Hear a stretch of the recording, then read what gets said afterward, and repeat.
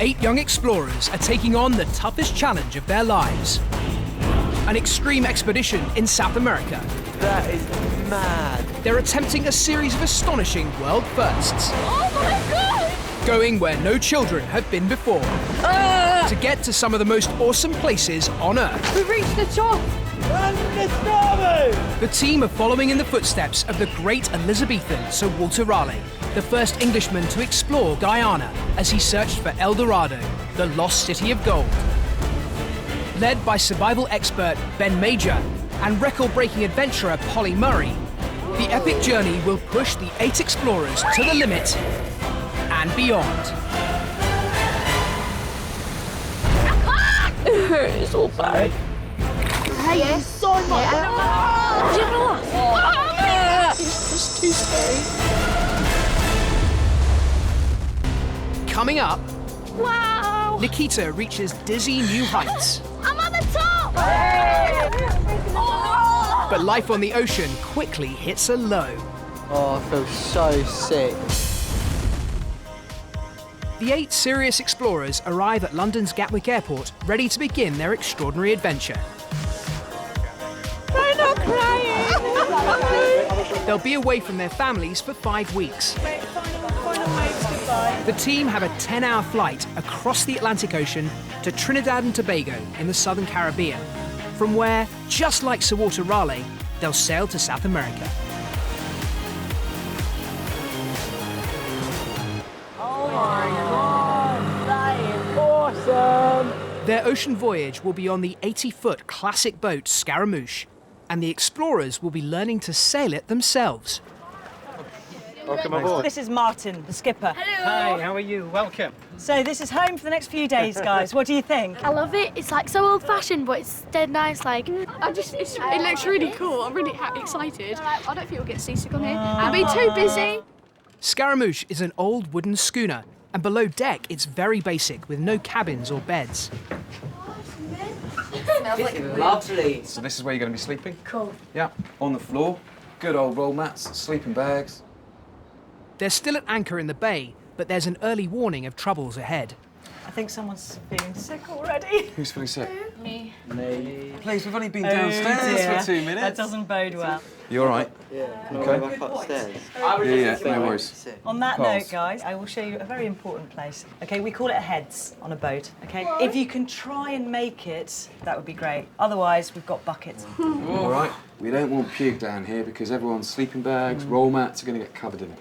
All right? We haven't even set off yet and I already feel horrific. So I'm going to spend most of my time probably being sick over the side or in a bucket. I think it's slightly worrying when you're setting off on an ocean voyage and before you've even actually picked the anchor up, people are feeling seasick. The explorers will be following in the wake of the great Elizabethan adventurer Sir Walter Raleigh. 400 years ago, he sailed to South America on a search for great riches. He'd heard tales of a legendary golden city called El Dorado. Writing in his journal, I have been assured by those who have seen El Dorado that for its riches it far exceedeth any of the world. he was the first Westerner to explore what is now Guyana and Venezuela, and the young explorers will recreate key parts of his adventures. Beginning with a 4-day ocean crossing. 3, 2, 1, drop. 3, 2, 1, drop. That's one sail. We've got another 4 to go.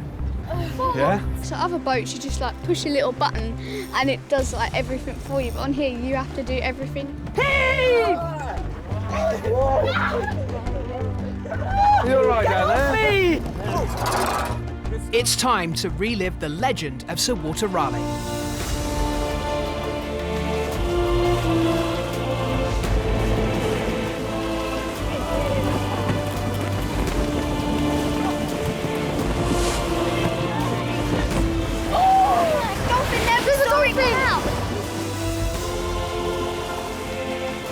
They've a journey of nearly 200 miles to reach South America. Today, they'll hug the coast of Tobago to anchor in Kings Bay, before heading out into the Atlantic for a 3-day crossing to Guyana. None of the explorers have sailed before, and one of the most important tasks on board is to steer or helm the boat. It's really, really nice to like handle it. It takes a few seconds to respond to what you're doing, but it's just such a nice way to travel. And it's also helping stop Josh feeling too queasy. Steering, you're concentrating on something, so it takes your mind off being sick and the rolling sea kind of thing. In contrast, Michael's seasickness has gone from bad to worse. Not good. Oh, I feel so sick. Oh. You all right, mate? No. Look at the horizon, yeah? So look at those beautiful rocks, the islands over there. If you can focus on something, that will help. But the advice comes too late. And unfortunately, as Michael heaves his guts up, it blows into the others. It's all over there. It's meant to just be sick in our faces. He puked over the side of the boat, and then because of all the wind, it went in my mouth and on my hands and everywhere. It was disgusting. There's only one person that I really worry about at the moment, and that's Michael. You know, when you actually do get a really big bout of seasickness, there's nothing you can do about it. You feel absolutely useless. But others are enjoying the ride, with the best seat in the boat. It's a long way back to the driver. I love it. It's just pure amazingness. It feels really cool, and you can see everything from underneath, and the ship looks gorgeous from this view as well.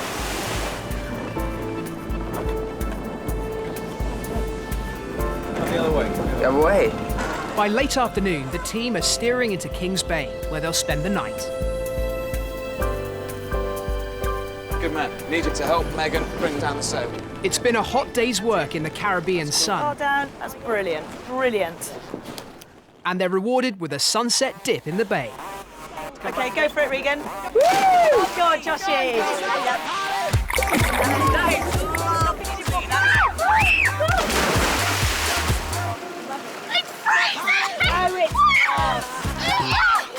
While Michael's still feeling rough, he joins in, hoping it'll make him feel better.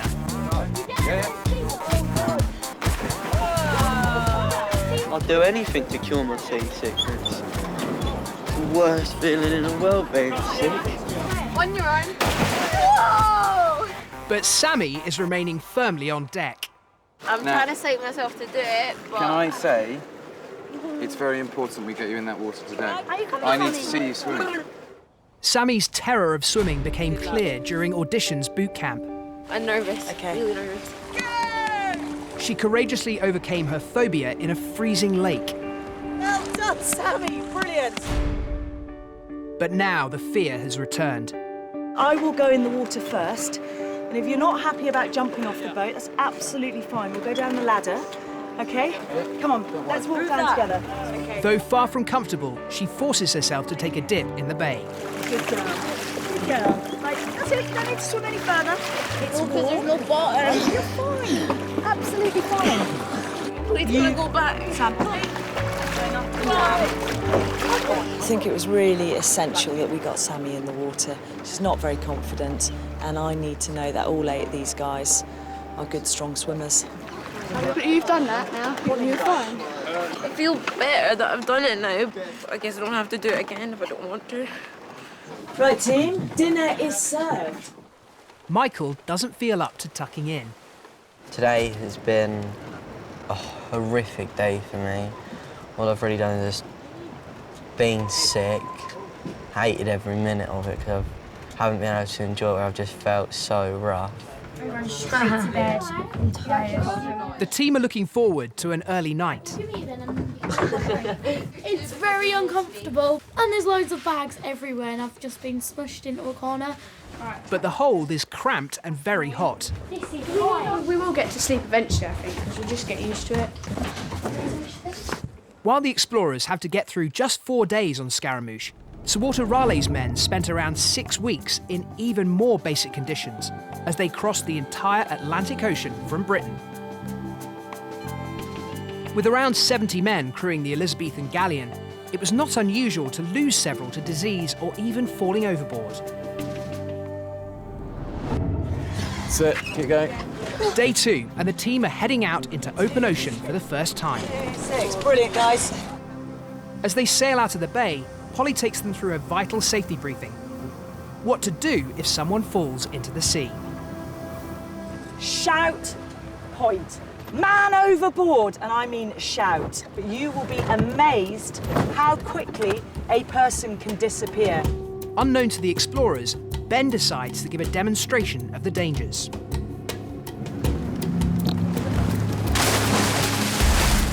Man overboard!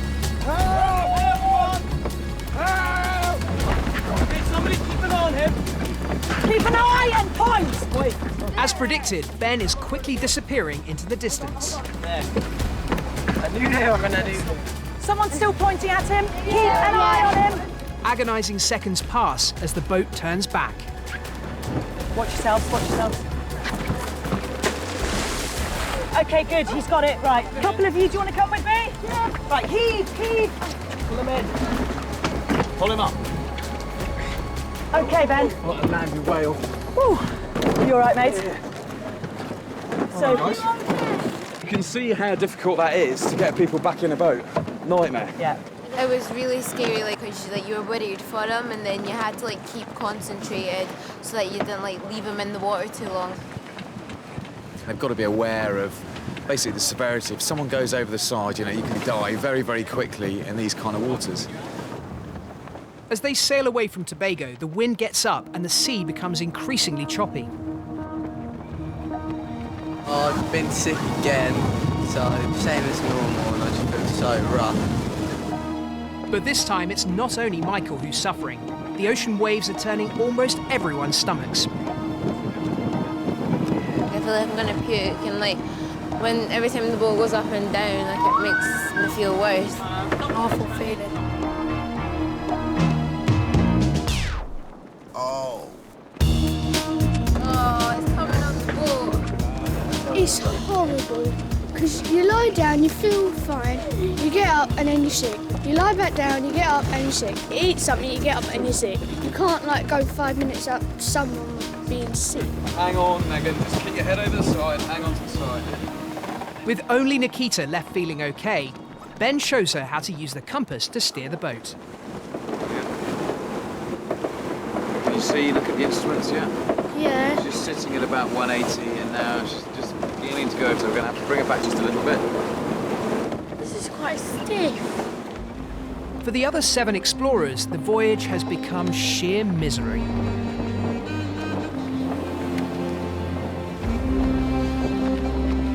Everyone, bar one, has gone down with seasickness and the boat just stinks of vomit. What can I say? We haven't got a crew. Sometimes it does get quite lonely and a bit boring. I guess they are seasick, it's not their fault. No one but Nikita has eaten all day, and by late afternoon, some of them try to brave a sandwich.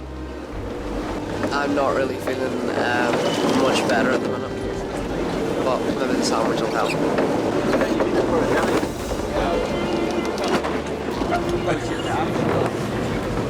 It's terrible, isn't it? I guess the cheese sandwich didn't go down that well.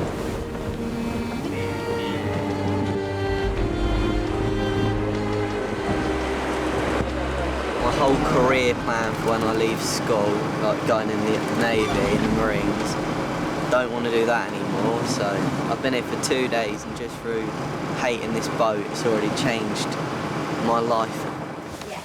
Josh, can you chuck me that bucket, please? Yeah. Down below, they face a grim night ahead. So in the middle here. Josh was sick in the toilet and it seems to have overflowed. You get really, really dizzy. You get a really sore head very quickly down here. So, not feeling great. Fortunately, by early next morning, the weather has changed completely, and the sea is much calmer. Morning. Have we got anybody alive down here? Michael, you with us? So, are we feeling a little bit better this morning? Yeah. Yeah? Come on, guys. Did you actually sleep like that with your sunglasses around your neck and your head torch on your head? Never seen that. At the minute, I'm feeling pretty good, but no, my life, I'm going to be sick. Most have at last got their sea legs. Who wants strawberry jam? And their reward for feeling a little better is to get the boat ship-shape, removing all traces of yesterday's seasickness. Okay, scrub. It's an interesting technique, this sitting technique. I'm not sure how effective it is. They're even up for a bit of fishing. Well caught, but I'm afraid we're going to have to chuck this one back in. Not for eating. There we go. I think this is my favourite day because everyone else is not sick. Happy. Yeah, everyone's happy and talking and This is the first day in the whole trip that I haven't been sick yet. I know, you came up to... Get up. I was asleep and I just heard you go, "You all right, Josh?" And you just went, "Yeah." It is all over my face. Oh. Despite the high spirits, most can't wait to get off the boat. Really crave some land, some solid flat land. So I just want to get there, you know what I mean? Never thought I'd hate the sea as much as I do. The explorers are past the halfway point in their 200-mile crossing to Guyana, and from here they'll be doing all the navigating for themselves. In Elizabethan times, navigation was very hit and miss. Using basic instruments like astrolabes, they would take readings from the sun and then try to plot the boat's route on charts, which were often very inaccurate.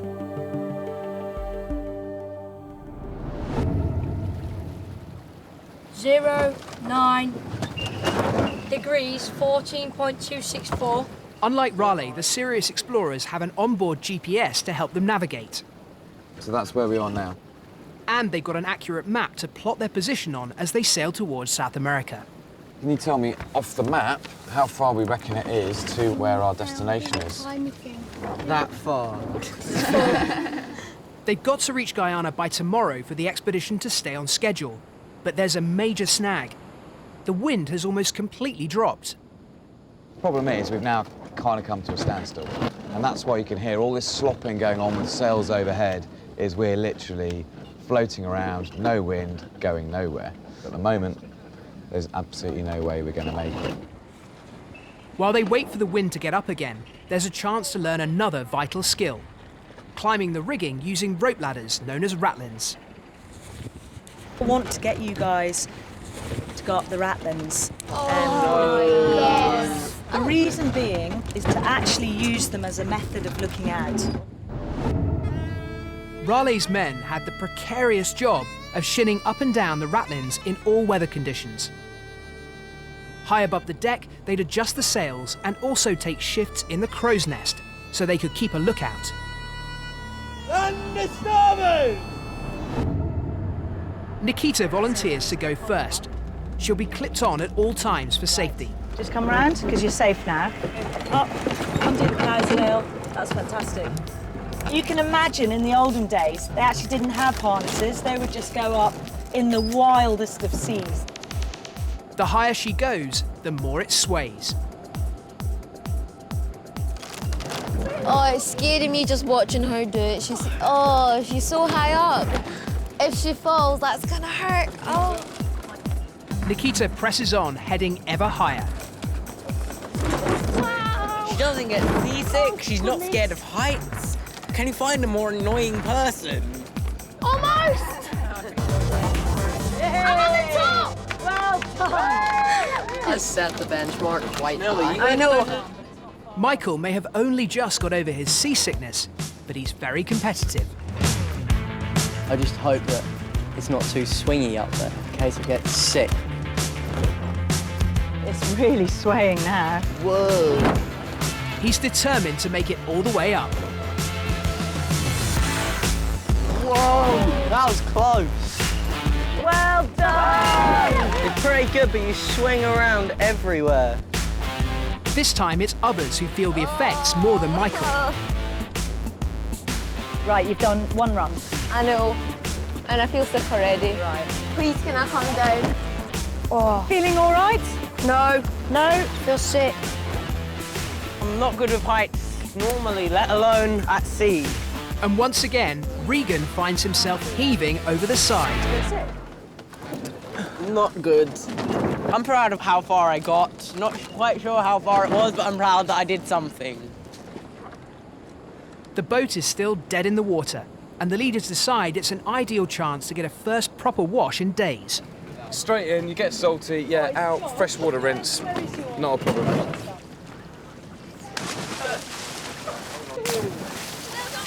But in the open ocean, miles away from land, it's Sammy's idea of a nightmare. I'd rather smell. I'm not going in. Hold your nose. Whoa, brilliant. Why didn't you come in for a jump with Peter, Megan and myself? You know, yesterday it was a bigger swim away from the ladder than it is today. Literally, you get in and it's rougher. Sorry, I wish I could, but I don't know. Okay, fair enough, and I respect that. But there are other moments in this expedition that I'm going to be looking to you to be confident in the water. And I haven't seen that confidence yet. And I know you don't like it, and I know you don't want to, but I know that you can do it. Please don't make me, I really can't. Sammy, I don't want to make you unhappy or anything, but all I know is that Holly and myself will be with you every step of the way. Okay, I'm not going to push you anymore. Just think about it for 5 minutes, okay? We don't use too much. Everyone's got to use that. No, we can get more.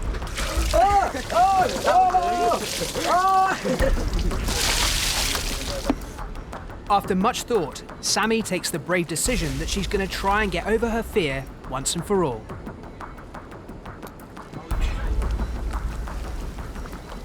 Getting into the water in the middle of the ocean is a terrifying challenge for her. Well done, Sammy. Brilliant. That's it. Just get used to the water. Get used to the water. She's really scared of the water.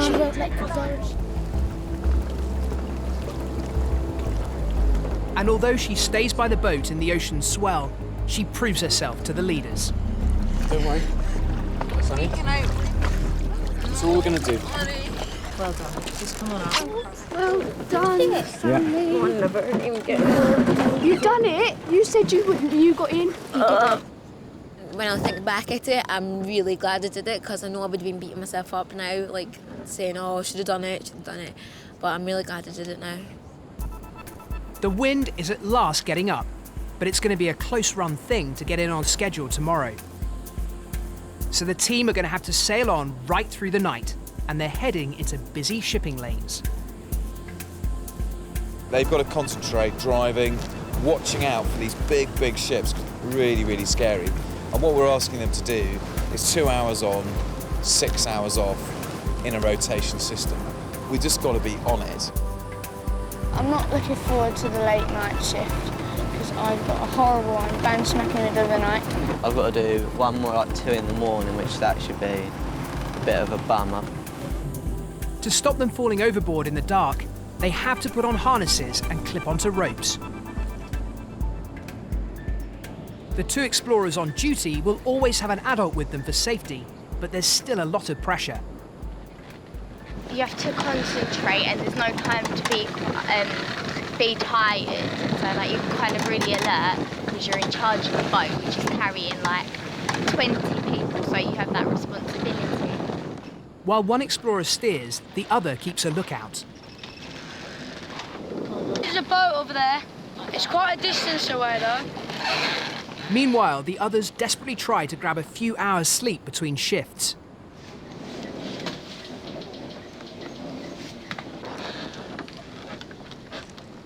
Steering in the dark, Michael uses the stars just as Raleigh would have done. I'm following the star which is right ahead of me, and if I keep dead in line with that, then instead of looking at the compass, I can use that and it's a lot easier. The night seems never-ending, and it gets harder and harder to stay awake. Shattered. I just want to go to sleep. Can't wait to get the shift on. I'm in my bed. In their exhaustion, Chanel and Sammy are having trouble charting their progress on the map. This is where we were at 7:30, 9:45. If we did go by the way that we've done it, then we would literally be on land already. It's a magical boat that can fly above land. We've definitely done it wrong.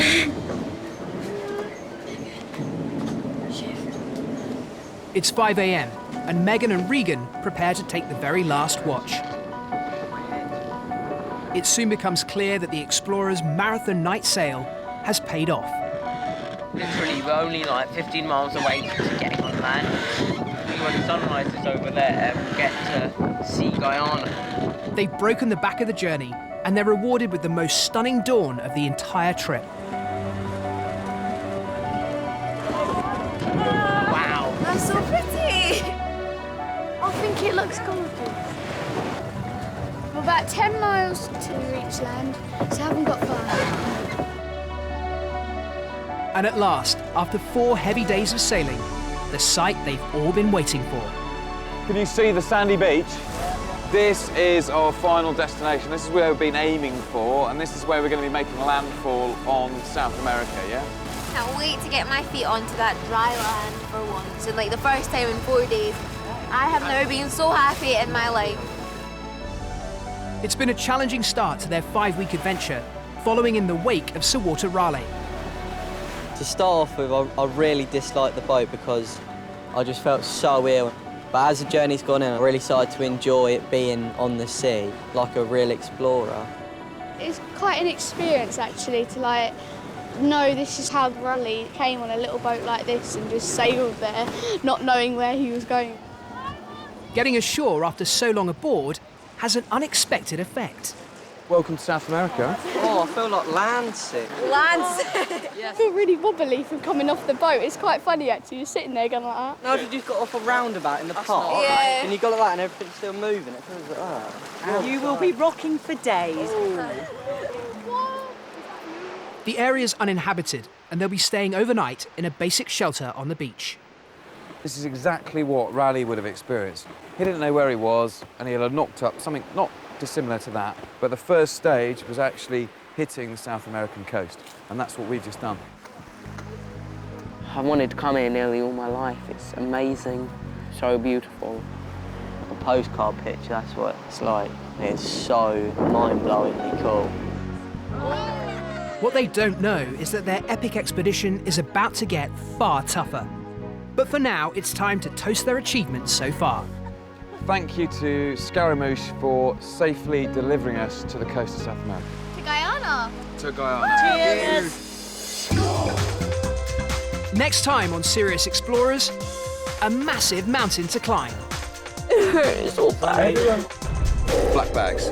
Learning to go the green way. I'd rather not go. I can't go. And a nightmare for Chanel. I just look like the elephant man at the moment.